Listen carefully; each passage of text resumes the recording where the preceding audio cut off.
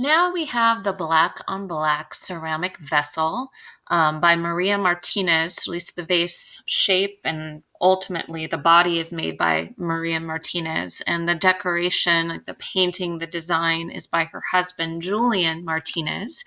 You can see their signatures over on the right hand side here at the bottom of one of the vases or vessels that they've made. They make their pottery in New Mexico, Ildefonso in New Mexico. They're living in a Puebloan art in New Mexico. So this is part of the Indigenous Americas Unit, Unit 5, and really interesting pottery design, very unique, and a change from normal or typical pottery in terms of its function from the past. So let's go ahead and talk a little bit about context here. Before the railroads, and you're looking at a picture of a railroad in New Mexico, before the railroads came into New Mexico around 1880, pottery was made by the natives there in New Mexico, and they were very utilitarian. They were used for storage, cooking. They were also used for ceremonial functions.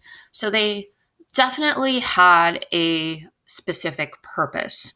But when the railroads came, basically they were transporting pottery from other parts of the world, or the United States basically, that was very cheap, or much cheaper and easier to get than going through the process of making it yourself. So the natives would then purchase the pottery that was brought on the railroads. So that's kind of how the Native Americans got out of, or the Puebloans got out of the pottery making, so to speak. There was through the introduction of the railroads. Now, Maria, let me go to her. There she is. She had learned the pottery making techniques and the traditions from her aunt, her grandmother. So it was a very much an ancestral kind of tradition that was handed down to her from her family. And she also then was part of ancient Puebloan digs. She and her husband worked on these digs where they found shards of pottery, pottery fragments from the ancient Puebloan past. And her husband, Julian, would write or draw these designs that they would find from these pottery digs. And they incorporated those into their new pottery style, which we'll talk about when we look here. This black on black design that they came up with. And again, Maria made the basic shape. Her husband designed then the shapes and the abstract designs that you're seeing on the neck of the vase and the upper part of the body of the vase.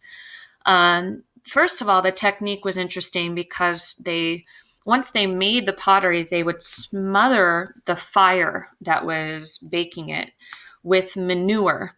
And that removed the oxygen. It trapped the smoke within the fire.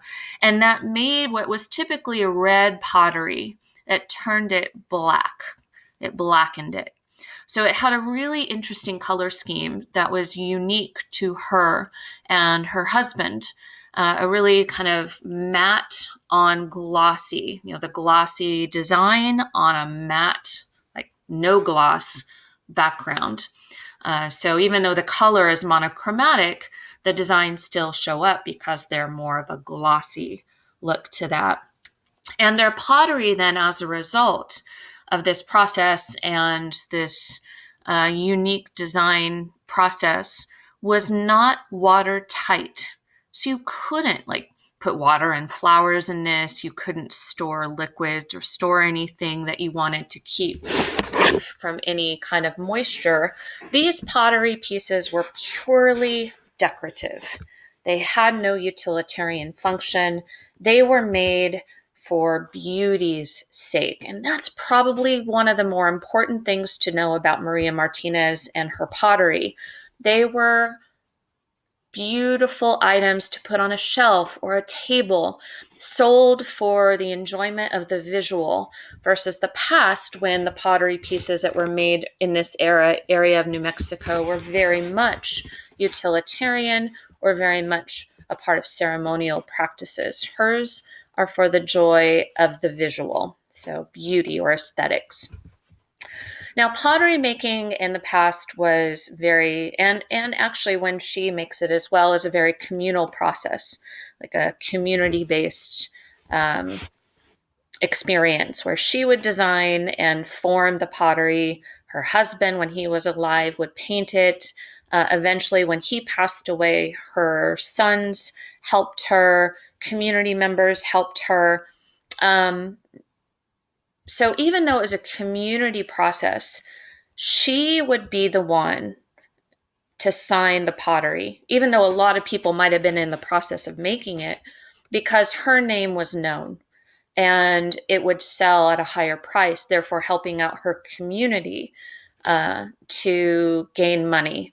So this was very much an economic kind of endeavor by Maria, as well as she's making these pieces for the good of her community, so they could profit off of that. And she remained there her whole life. I think she died in 1980. And she stayed in this area, Ildefonso, New Mexico, for her entire life, giving back to her community, using her art and the traditions of the past, married with kind of a new way of thinking and designing, and used that to help her community thrive with the selling of this pottery.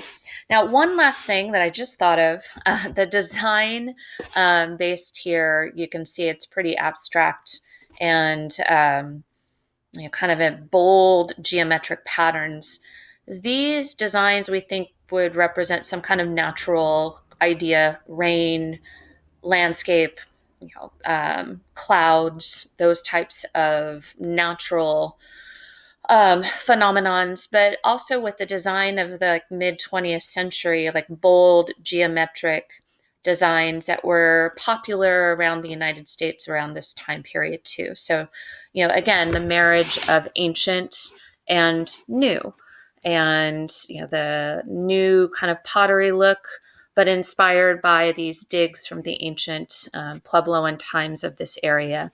So that is Maria Martinez, again, really probably the premier Native American pottery artist, working with her husband and then working with her community to make these beautiful decorative pots to sell for the good of her community.